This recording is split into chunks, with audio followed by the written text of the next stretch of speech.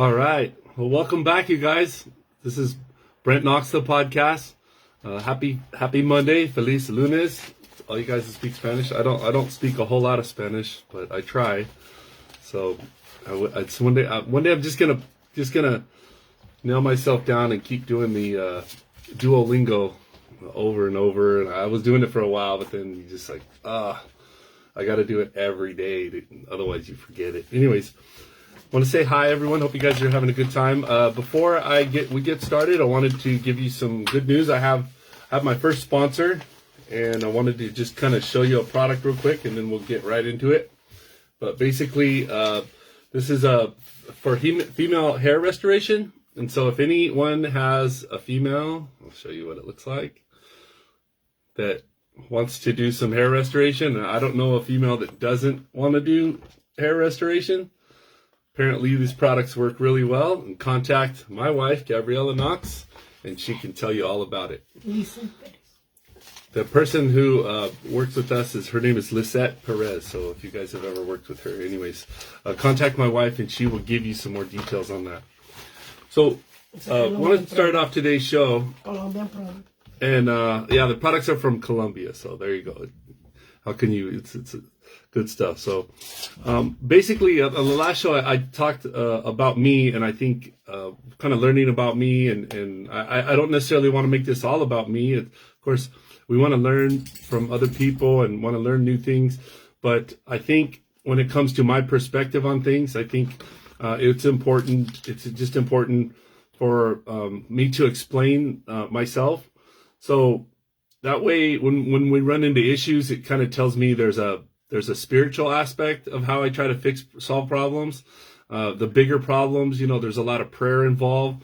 I consider myself a spiritual person. So, and that kind of happened through a series of events that I'm going to explain a little bit. So maybe you can understand. So this is the first thing I say is, I realize doing a podcast like this, the most important thing is just to be honest. I don't necessarily have to tell you everything and every little detail about my life, but the idea is if I'm not honest, then I won't build trust. And if there's no trust, then it's just going to fail. So I want to make sure that everything that I say is true. So I have to be kind of careful with, it takes some courage to kind of explain this part of my life, and I appreciate you guys for listening, and maybe it'll help you.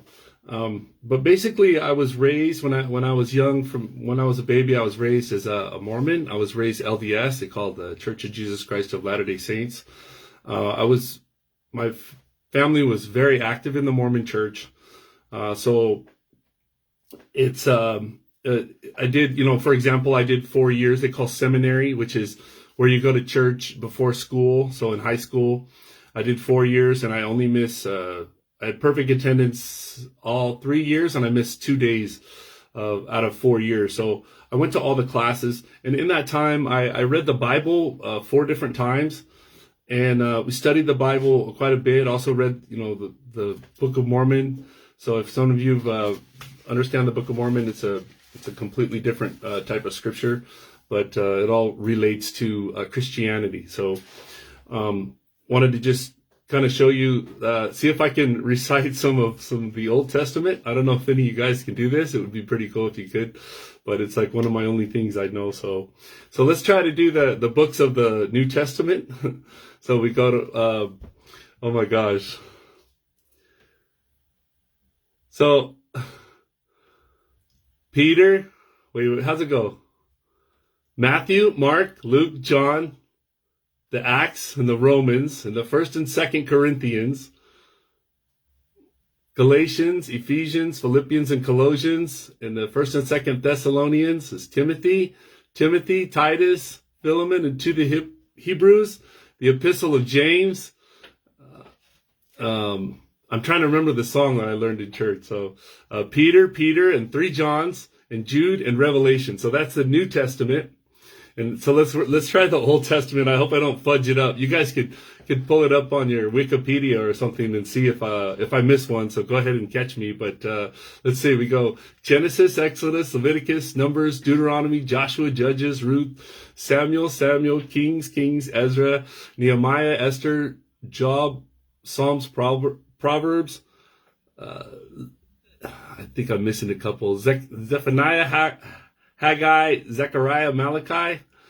So I don't know. I might be missing a few in there. So, but that's what I remember about the Old Testament. So, but basically, when everything that I learned in church kind of prepared me for probably the most one of the most pivotal times in my life, which is when I was Mormon. I went to what they call the Missionary Training Center, which is where you learn to be a missionary before you go on your mission. I got a mission call, which is at 19 years old, to go to the Fiji Suva mission. So I was to go down to Fiji, and good news is I didn't have to learn a foreign language because the primary language in Fiji is English.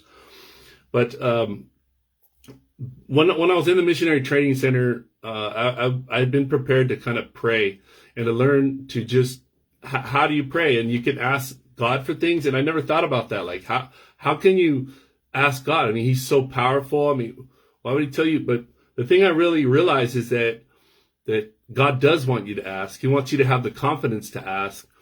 And so that's what I did. I asked him if he existed, basically, and if the Book of Mormon itself was true.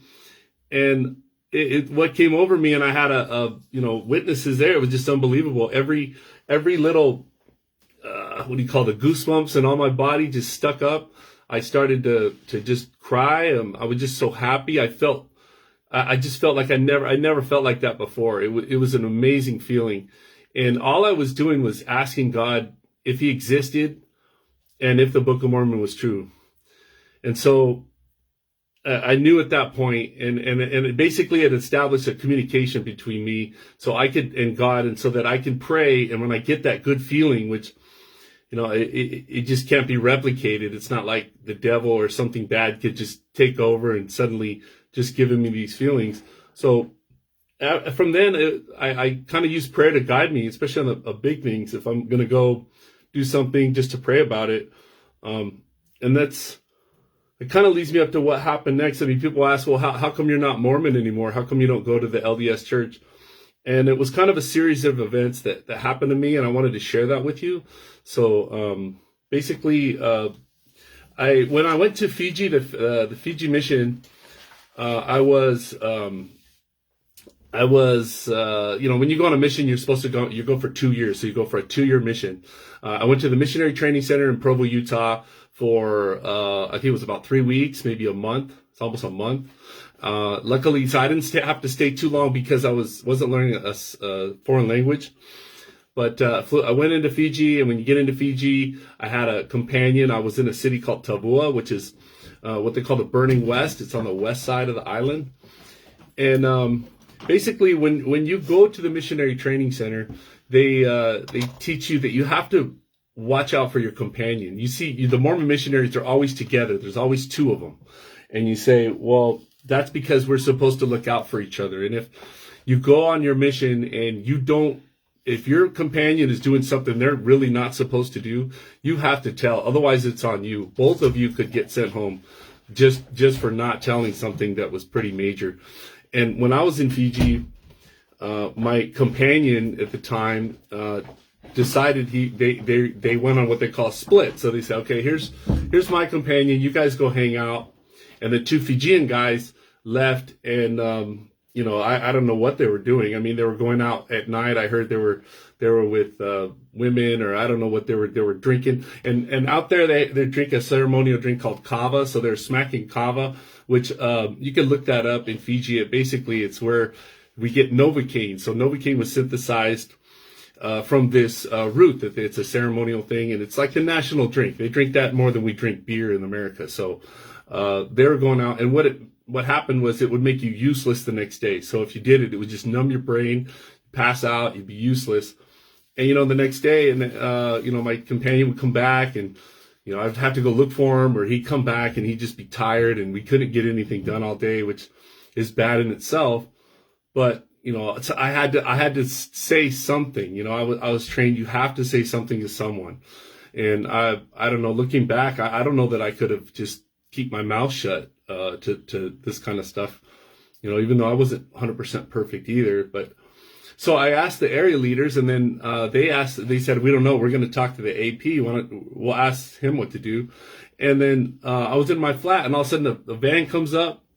The assistant to the president took my companion and the other companion, the two Fijian guys. I mean, these were big Fijian guys. You're muscle bound. I don't know if you've ever seen Fijians. They're like Samoans, but they're darker. They're not as big, but they're fast, and then they're super healthy people. So these two guys were pretty big guys. So anyways, they were gone. I was with the other companion for an hour or two.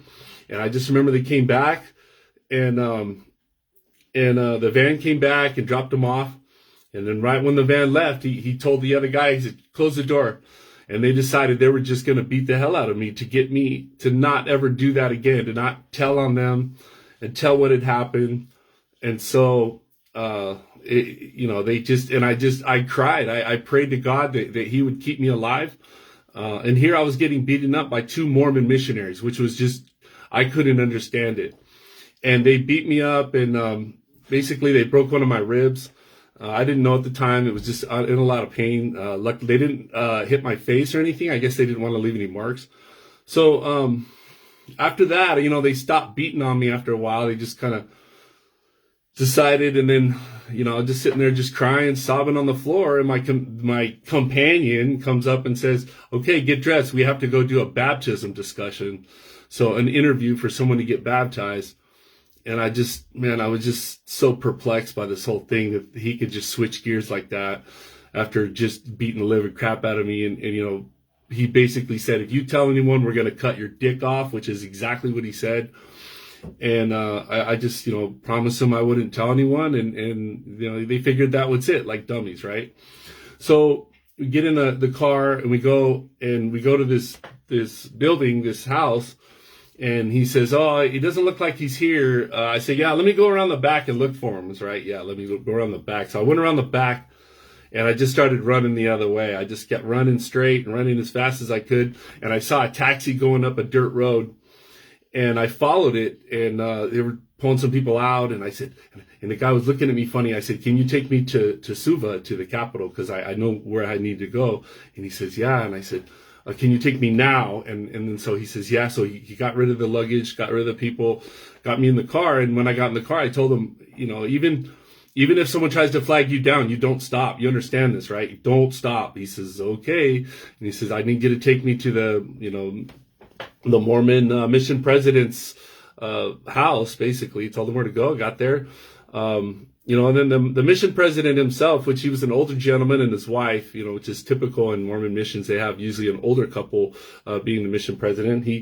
It's like he didn't believe me. I went in, I was just crying. I told him what happened and everything. He says, they were so repentant when they came, and I don't understand how they could be like that. And I said, well, I don't know. It happened. And, so basically they put me in a house where nobody knew where I was. I had 4 guys watching over me until they can get me on a flight to get me out of the country.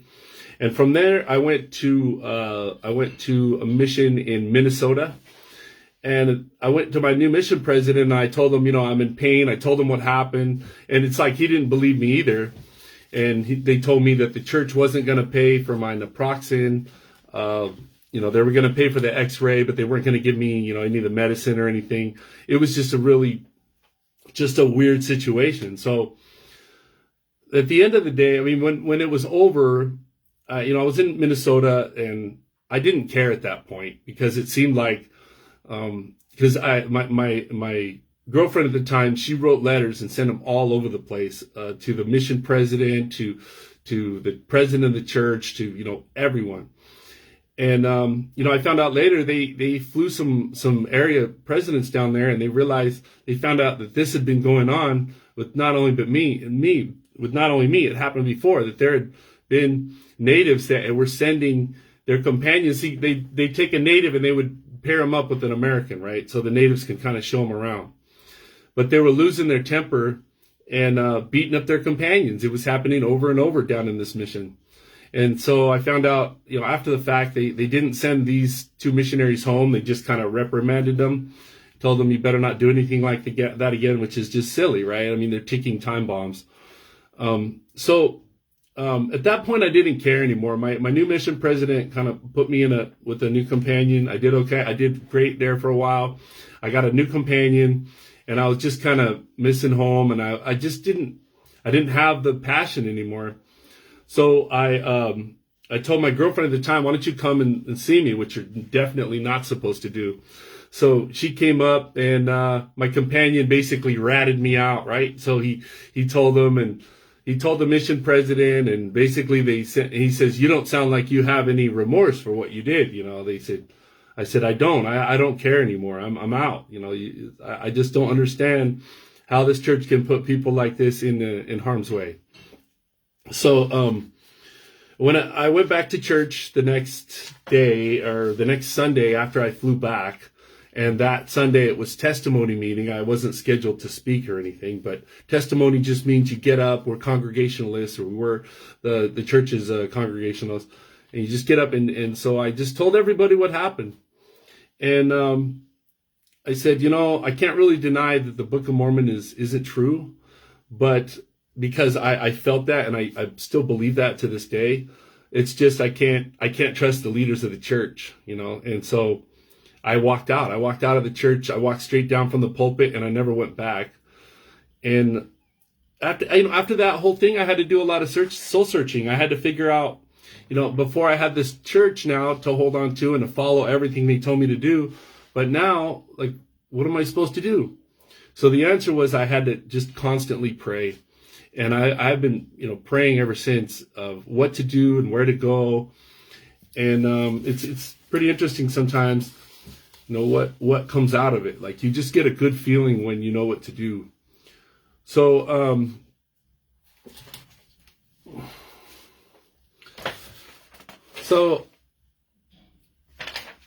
next thing I was kind of talk about is, a lot of the major issues that I hear about, or that people hear about. I've been praying about them, or I've prayed about them in the past, and I just kind of have my own view based on those things and all the information I get. So I wanted to go over a few ideas and things that I believe when it comes to things like, let's go over one of them, like gender transition. Like, can a boy be a girl and a girl be a boy? Everyone's talking about this. It's pretty standard.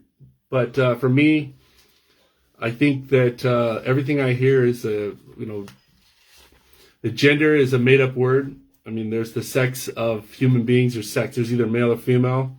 And if you want to, be feminine, that's fine. You want to be masculine, that's fine. But it all comes down to your chromosomes. You can't change your chromosomes. It's impossible. You can mask who you are and everything, but we're in a period right now. It's called gender dysphoria. So I believe that. I believe that the proper way to help people is, if they want to make believe, let them make believe. But if it's not healthy for them, sometimes it's more healthy for them to just know the truth that you're a man or you're a woman, and you're always going to be a woman. If you want to physically mutilate yourself, that's up to you. But a lot of those things they're irreversible. So the other thing is, I want to talk about, I'll just give you a few more. We can go over some more. How about people will tell you that Trump is a racist, or someone's a racist. I always ask them to define race. What is a racist, right? So a racist, and you look it up, and what a racist is a person who believes that someone is better because of their color, or because of their lineage, or because of their heritage, where they come from, and it makes them better than other people. And that's just not true. Human beings, have evolved. They've evolved in the jungle. They've evolved living in different places on the earth. That's why some people have, the larger nose. It happens when you're in a warm climate. It's just, but they're not, there's nobody is better than another person. And if a true Christian, I believe, believes that, like that God created man, Adam, the first man, and which is different. It's a wholly different species and a different creation than anything he ever created.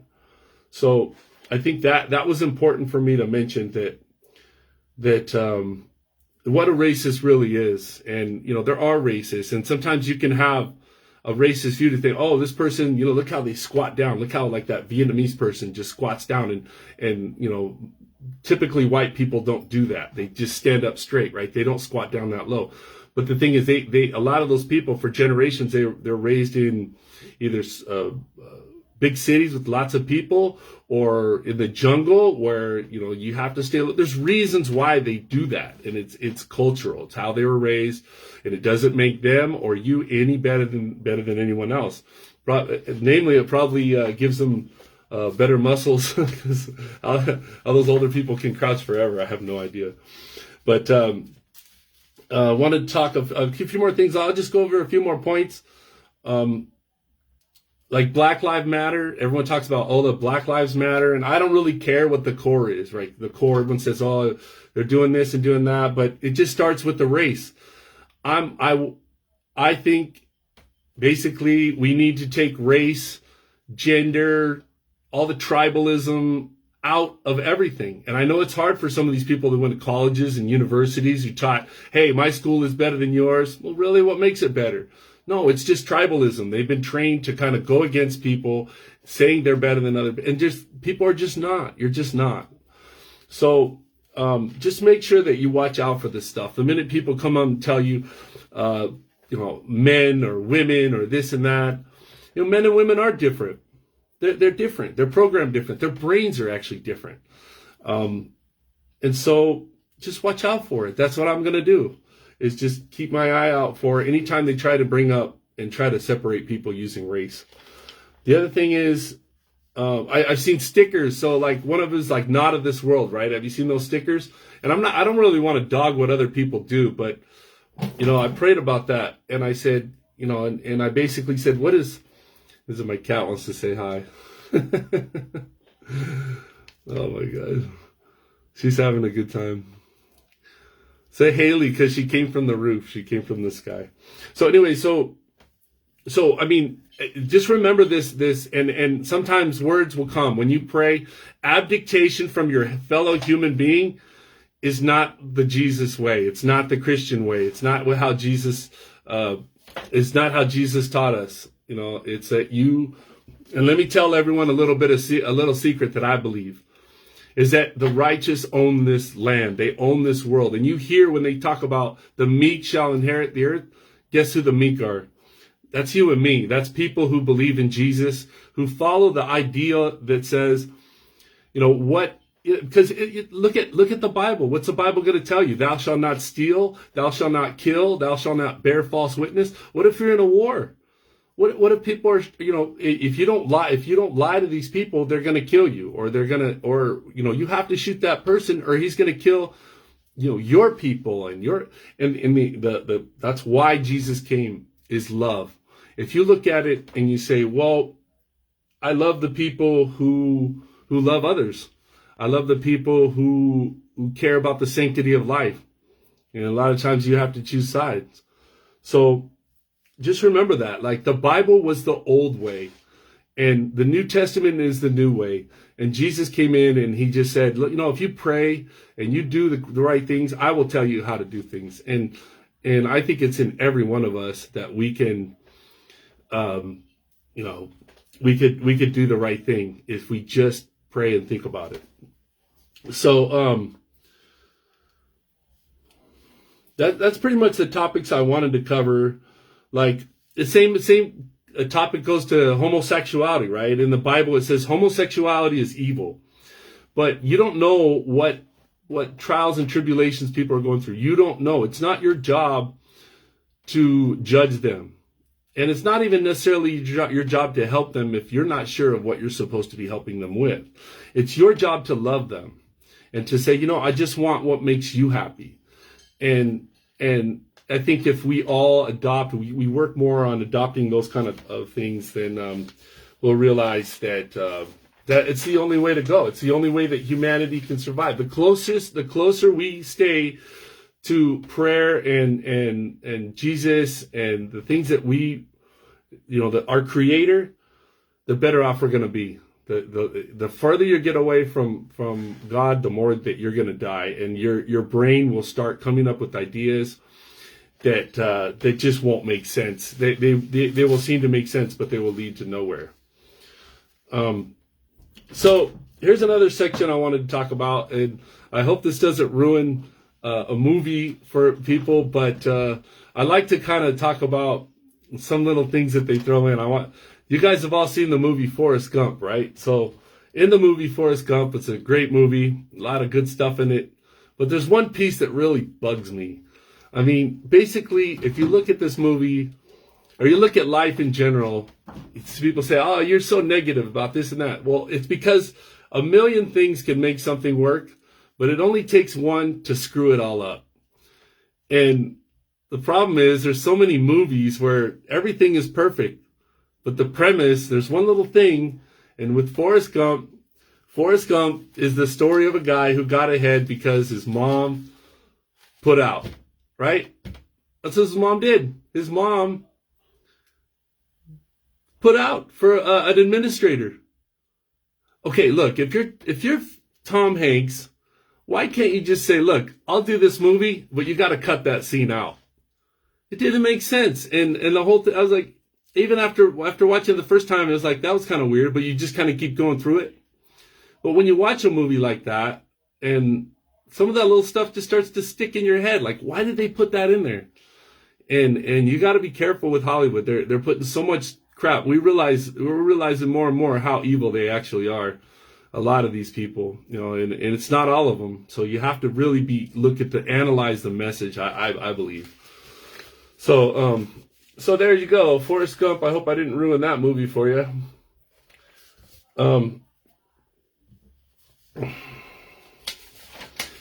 So that's pretty much, how I came to my spirituality is I had nothing. I was left with nothing, and I just decided to do it this way. And I think that will give you a foundation for why I believe what I believe. Like, a lot of times I just get a really strong feeling and go in that direction and just do it.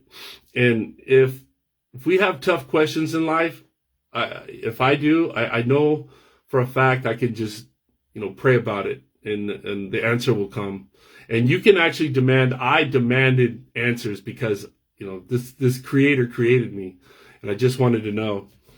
So I hope you guys enjoyed the story. We're actually adding more. There's a lot of phases to the podcast that we're going to be adding, like adding video, so I can kind of talk about little things and get your input. I got some really good ideas for some topics we can go over as well, and we're going to be talking about some of those things. But I really do believe that we can start just from having the courage to stand up and talk about things. And even though it might offend people or whatever, if people, they go to church or Mormon, great, and every time I ask, I kind of pray about, how am I supposed to treat like people that are Mormon or church members? It's like, and Jesus says, don't worry about that stuff. I just get that feeling, just don't worry about those little things. Just treat people like people. If people treat you bad, you can deal with it. But treat people, like they're connected to God, because God created all of them.